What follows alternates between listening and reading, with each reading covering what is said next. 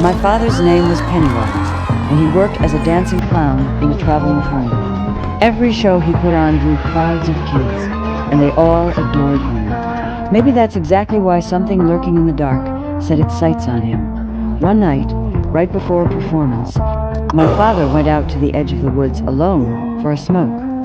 That's when a vacant-eyed boy wandered out from between the trees. My father thought he was just another kid excited for the show, but the boy told him his mother had gone missing. A woman's desperate cries echoed from somewhere deeper in the woods, making the boy's story sound all too real. Being the kind man he was, my father took the boy by the hand and followed him into those dark woods. But he never came back. All they ever found was his handkerchief, deep in the forest, soaked in blood. Everyone assumed he'd been attacked by wild wolves, and I was devastated. But 27 years later, while working at a psychiatric hospital, I overheard someone talking about my father. That night, I went to the place he was said to have appeared, and I actually saw him. Except the clown standing in front of me was unsettling, twisted. Nothing like the gentleman I remembered. The next second, his true form broke through. But moments later, he shifted back into the father I knew. That's when I realized he wasn't truly himself anymore.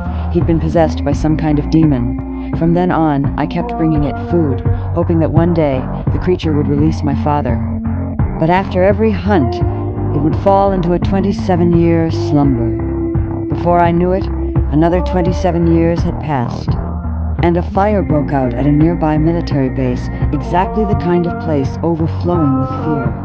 I knew the creature would show up, so I dressed myself like a clown and went there, and sure enough, I found it. I ran up and hugged it, genuinely believing, hoping it might still be my father. But a moment later, I realized the truth. It was nothing but a bloodthirsty monster, and my father was gone forever.